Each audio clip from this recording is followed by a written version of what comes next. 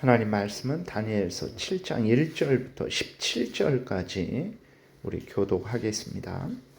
바벨론 벨사살 왕 원년에 다니엘이 그의 침상에서 꿈을 꾸며 머릿속으로 환상을 받고 그 꿈을 기록하며 그 일의 대략을 진술하니라.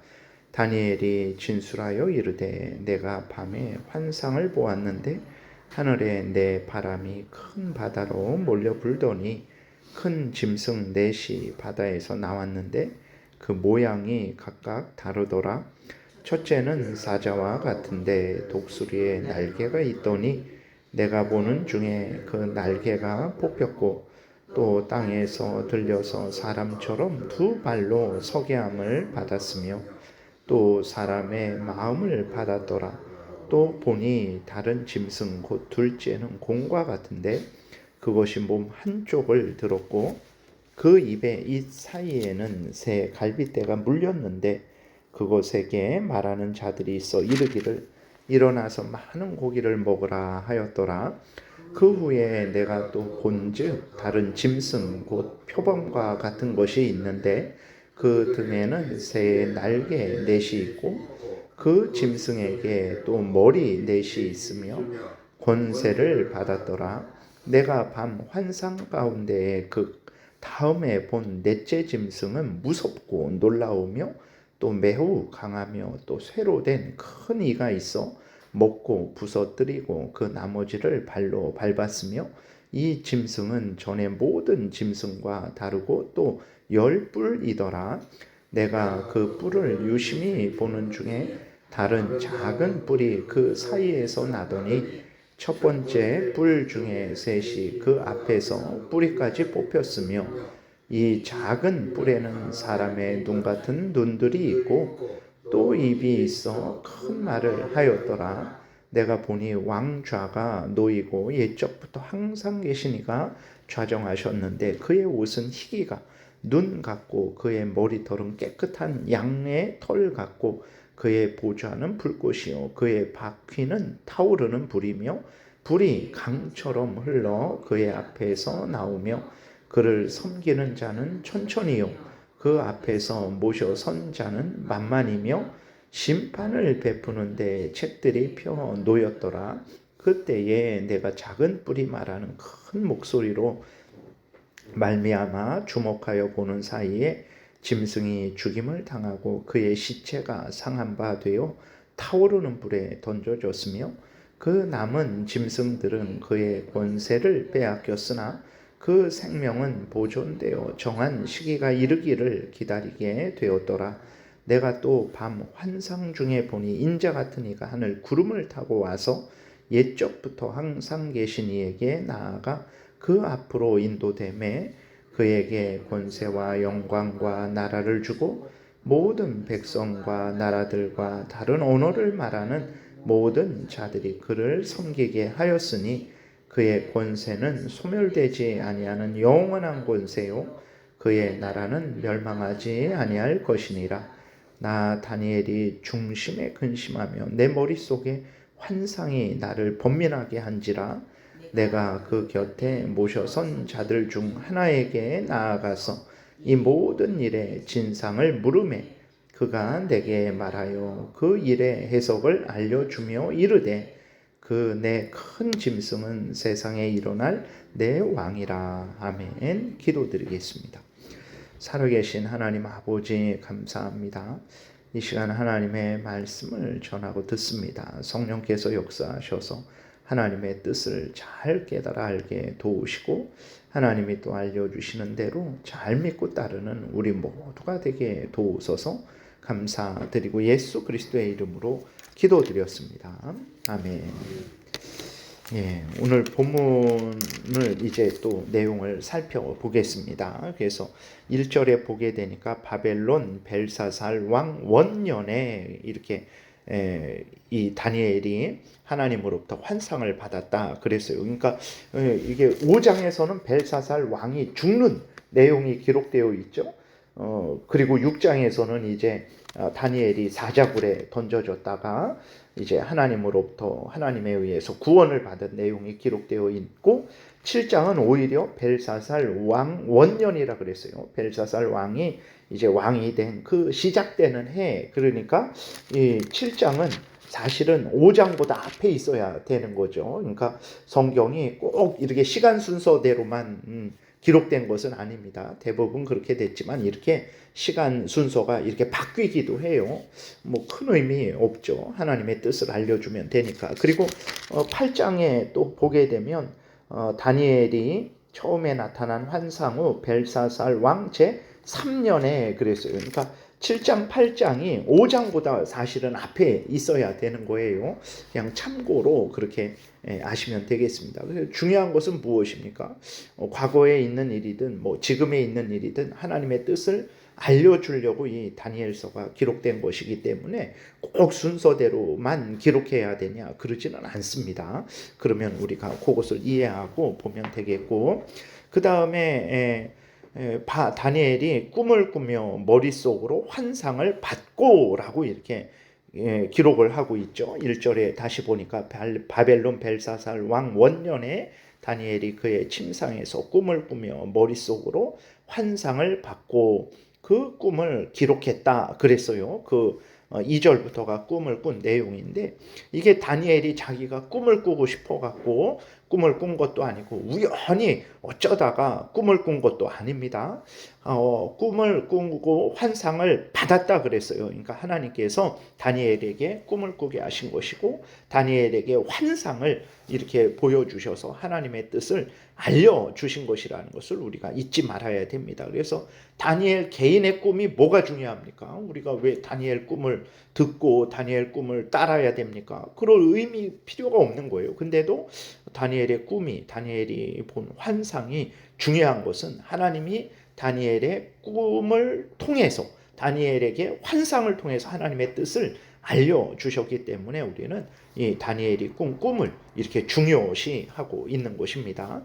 근데 참고로 다니엘의 꿈은 말씀드린 대로 하나님이 사용하신 거죠. 그러니까 다니엘에게 꿈을 꾸게 하시고 환상을 보게 하셔서 하나님의 뜻을 알려준 거예요. 그래서 다니엘의 꿈은 이 성경에 다른 그러한 요셉의 꿈도 있고 그러한 것들은 계시라 그럽니다. 계시. 그러니까 드러내 보여준다. 이렇게 가려져 있는 것을 보자기로 가려져 있잖아요. 그럼 그 보자기를 치워서 밝히 드러내 보여준다.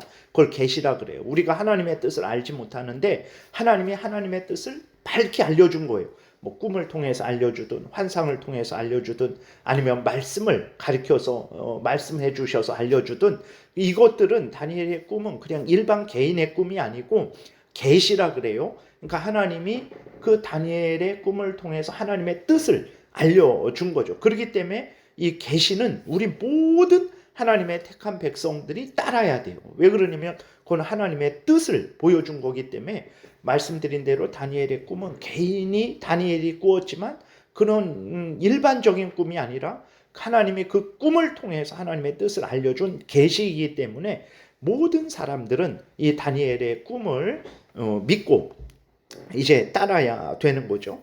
근데 오늘 우리들의 꿈은 어떤 꿈이겠습니까? 그냥 일반 꿈이에요. 우리들의 꿈은 하나님의 뜻을, 계시를 알려주는 것은 아닙니다. 그러니까 다니엘이 꾼 꿈은 이 성경 말씀과 같은 의미예요.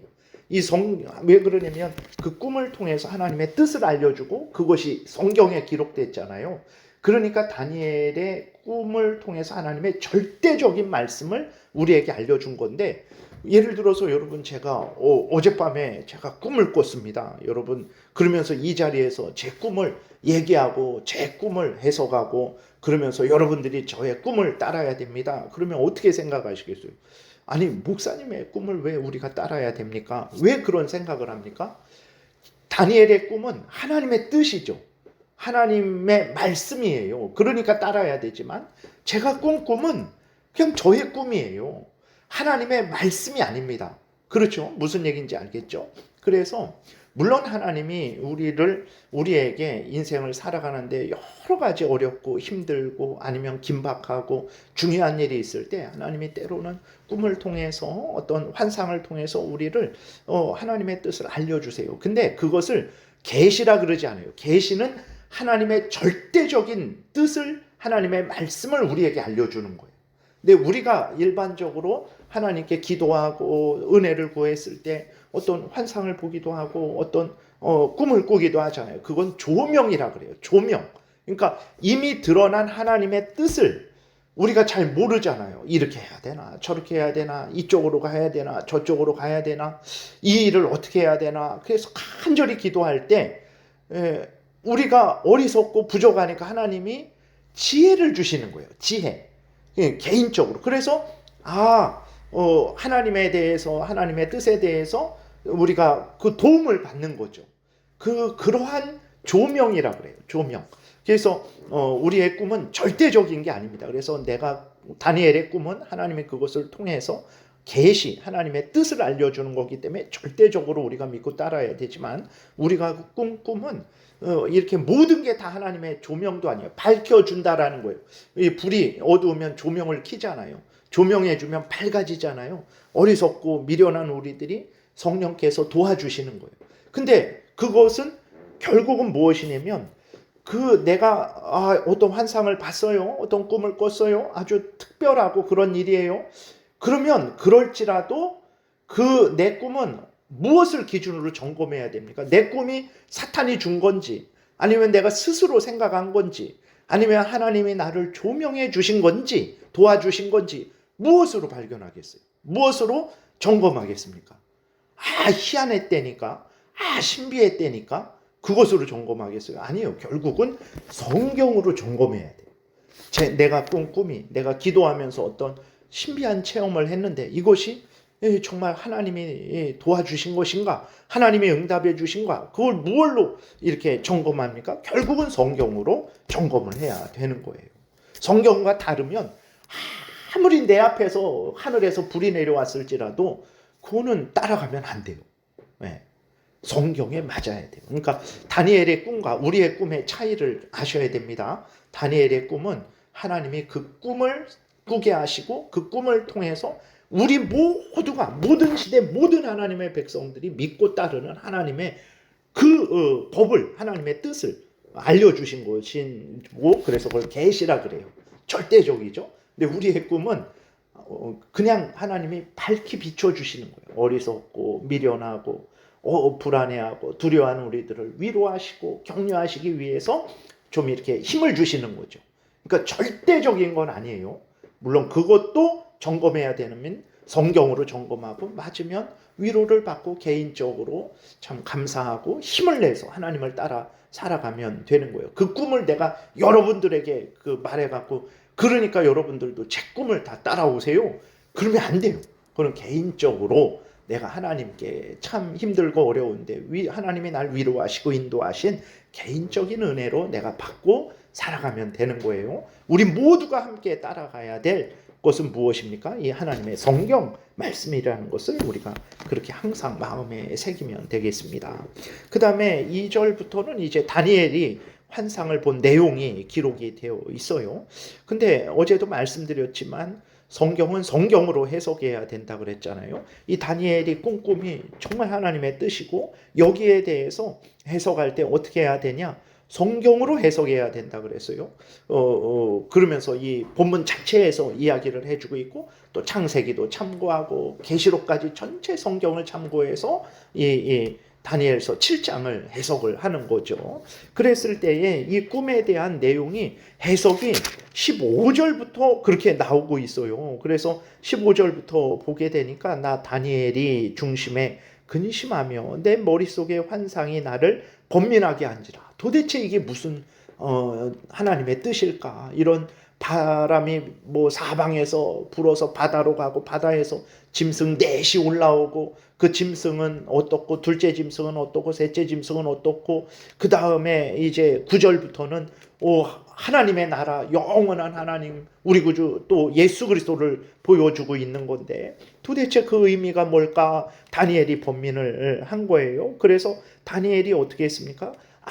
이것은 이런 것이다, 저런 것이다, 자기가 해석하지 않았어요. 16절에 보게 되니까, 내가 그 곁에 모셔 선 자들 중 하나에게 나아가서 이 모든 일의 진상을 물음에 그가 내게 말하여 그 일의 해석을 알려주며 이르되, 그 내 큰 짐승은 세상에 일어날 내 왕이다. 이렇게 해석을 했어요.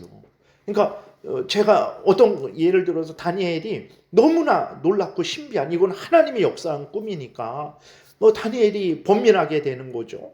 그러니까 다니엘이 나름대로 그렇구나, 이건 이렇고 저건 저렇고, 그렇게 한 게 아니고 그 꿈을 꾸게 하시고 그 꿈에 대한 해석도 하나님이 주신 거예요. 그래서 우리가 성경을 볼 때 그 성경은 성경으로 해석을 하게 되는 거죠. 그랬을 때 이 희한한 그러한 이 환상, 희한한 짐승들, 이게 뭐냐? 그랬을 때 알고 보니까 뭐라 그랬습니까? 내 나라의 왕이라는 거예요. 내 나라.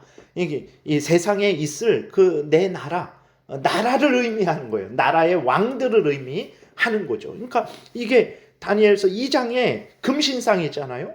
그거랑 똑같은 내용이에요. 그러니까 2장에서는 금신상을 금, 은, 동, 쇠 이렇게 해갖고 바벨론, 메데, 바사, 헬라, 그 다음에 로마 이렇게 알려준 것처럼 오늘 본문에서도 첫째 짐승, 그래서 사자와 같고, 둘째 짐승 곰과 같고, 셋째 짐승 표범과 같고, 넷째 짐승 아주 무섭고 두렵고, 이것을 통해서 무엇을 알려주는 거냐면 그 바벨론 나라, 그 다음 메데 바사 나라, 그 다음 헬라 나라, 그 다음 로마 나라, 그 다음에 하나님의 나라, 그것을 알려주는 거예요. 근데 이것을 가지고 이제 희한하게 종말론을 해석하는 세대주의자들이라고, 그러한 사람들은 아주 이상하게, 신비하게, 아주 두렵고 무섭게 그 이상에 있지도 않은 내용으로 해석을 한단 말이에요.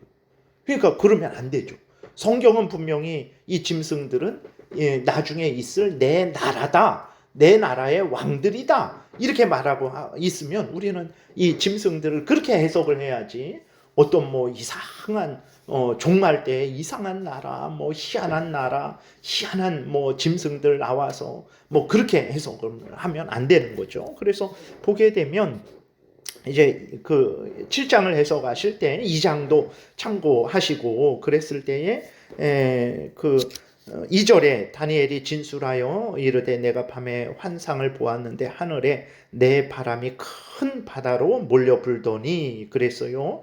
그랬을 3절 큰 짐승 넷이 바다에서 나왔는데 그 모양이 각각 다르더라 그랬죠. 그랬을 때 하늘에 내 바람이 큰 바다로 몰려 불었다. 하늘의 내 바람은 하나님의 섭리하심을 의미합니다. 큰 바다라는 것은 세상을 말해요. 세속 국가를 말합니다. 구약 때 그런 의미로 좀 이렇게 사용이 되었어요. 그러니까 바다에 물결이 치고 바람이 불어서 파도가 치는 그러한 세상, 요동하는 그러한 의미로 세상 나라를, 세속을 의미하는 것입니다. 그래서 큰 하늘에 내 바람이 동서남북 사방, 그러니까 모든 영역을, 모든 나라를, 모든 세상을 하나님이 주관하신다라는 거예요. 그래서 그 바다로 몰려분다라는 것은 하나님의 역사하심이 세상에 일어나게 된다라는 거죠. 하나님의 역사하심 가운데 세상에 큰 짐승 넷이 바다에서 나왔다. 하나님의 역사하심 가운데 세상의 나라들이 세워졌다라는 거예요. 그래서 바벨론이 세워지고, 그 다음 바벨론이 망하고 메데 바사가 세워지고, 그것이 망하고 헬라가 세워지고, 헬라가 망하고 로마가 세워지고, 이게 우연한 것이 아니라 하나님의 섭리에 의해서, 역사하심에 의해서 되는 것이다. 이것을 알려주는 거예요. 그래서 다니엘은 지금 이제 바벨론 포로로 끌려간 상태잖아요. 이스라엘 백성들도 바벨론에 포로되어 있는 상태입니다. 하나님께서 걱정하지 말아라. 너희들에게 일어나는 모든 일들은 우연한 일이 아니고 바벨론이 너희를 주관하는 게 아니라 내가 너희들을 주관한다. 내가 바벨론과 메데와 바사와 헬라와 로마와 모든 역사를 주관한다. 두려워하지 말고 나를 경외하고 기다리라. 70년이 차면 내가 너희를 다시 예루살렘으로 오게 할 것이다. 그들을 위로하시는 것이고, 오늘 우리들에게도 온 세상 모든 나라 모든 역사는 하나님이 주관하시는 것이다. 오늘날 이렇게 우리나라 지금 상황을 보면 다 이 사람이 주장하는 것 같고 저 사람이 주장하는 것 같잖아요. 눈에 보이는 건 그렇죠. 그러나 다 그 모든 것들을 하나님이 주관하고 있는 거예요. 그래서 나라가 잘 되기를 바란다면, 그래서 하나님께 기도해야 되고 하나님을 의지하고 하나님의 뜻을 따라 살아가면 이 나라가 잘 되는 거예요. 눈을 떠야 됩니다. 눈으로 보면 바벨론이 지금 온 세상을 주관하고 있으니까 바벨론에게 잘 보이면 다 잘 되겠지 라고 생각하는데, 물론 인간적으로 정치하고 뭐 외교하고 그래야 되죠. 그러나 그리스도인들은 하나님이 주관하고 다스린다라는 것을 믿고 하나님을 의지하고 하나님께 기도하고 내 할 일은 하되 하나님 앞에 서야 우리가 복되게 된다라는 것을 명심해야 됩니다. 이것을 알려주는 거예요. 그리고 참고로 우리나라는 4가 별로 이렇게 재미없고 싫은 숫자인데, 이 이스라엘 의미에서는 4가 이렇게 동서남북 사방팔방 하나님의 모든 주관하고 다스림을 나타내는 거죠. 그러니까 4는 완전수예요. 완전수. 그래서 완전한 것을 의미합니다. 하나, 유일신 하나님, 삼위일체 하나님, 사방팔방 모든 영역, 그 다음에 7도 완전수, 6은 7에서 모자라는, 하나 모자라는 불완전한 인간의 숫자, 이런, 그래서 666이라는 것은 진짜 실제적으로 6 이렇게 쓰여 있는 게 아니고, 그것은 이제 하나님을 거역하고 대적하는 악한 사탄 마귀의 어떤 그러한 마귀를 따르는 세력들을 의미하는 거예요. 그래서 뭐 바코드가 뭐 어떤 뭐 무슨 코드가 그런 게 그걸 나타난다, 그런 게 절대 아닙니다. 그래서 시간이 좀 갔지만 그래서 내일 그러면 좀 더 자세하게 말씀을 드리고, 그래서 이게 첫째 사자와 그 나라는 바벨론, 둘째 그 곰 같은 나라는 메데바사, 셋째 표범과 같은 나라는 이게 헬라, 그 다음에 7, 8절은 아주 희한한 무서운 넷째 짐승은 로마 제국을 의미해요. 9절부터 14절은 예수님이 세우시는 영원한 하나님의 나라를 의미하는 것입니다. 그래서 이렇게 우리가 이상하고 희한하고 무섭고 두려운 것 같은 내용이지만 성경을 자세히 보면 이상하고 희한하지 않습니다. 두렵고 희한하지 않아요. 성경대로 우리가 믿으면 됩니다. 기도드리겠습니다. 살아계신 하나님 아버지, 감사합니다. 우리는 참 미련하고 부족한데 하나님께서 우리가 스스로 알 수 없는 하나님의 뜻을, 온 인류 역사를 주관하는 것을 알려주셔서 우리로 두려워하지 않게 하시고 하나님을 의지하게 하시니 감사합니다. 알려주신 대로 하나님이 천지 만물, 모든 사람들, 모든 나라들, 모든 역사를 주관하고 다스리신다라는 것을 굳게 믿고 하나님을 더 의지하는 우리 모두가 되게 도우소서. 감사드리고 예수 그리스도의 이름으로 기도드렸습니다. 아멘. 하늘에 계신 우리 아버지요, 이름이 거룩히 여김을 받으시오며 나라의 임하옵시며 뜻이 하늘에서 이루어진 것 같이 땅에서도 이루어지이다. 오늘날 우리에게 일용할 양식을 주옵시고 우리가 우리에게 죄 지은 자를 사하여 준 것 같이 우리의 죄를 사하여 주옵시고 우리를 시험에 들게 하지 마옵시고 다만 악에서 구하옵소서. 대개 나라와 권세와 영광이 아버지께 영원히 있사옵나이다. 아멘. 지금은 우리 구주 예수 그리스도의 은혜와 하나님 아버지의 크신 사랑과 성령의 교통하심이 성경에서 알려주신 대로 우리의 모든 삶 속에서 믿고 순종해서 하나님 영광을 드러내고자 은혜 구하며 돌아가는 하나님의 택한 백성들 머리 위에 지금부터 영원토록 함께 있을지어다. 아멘.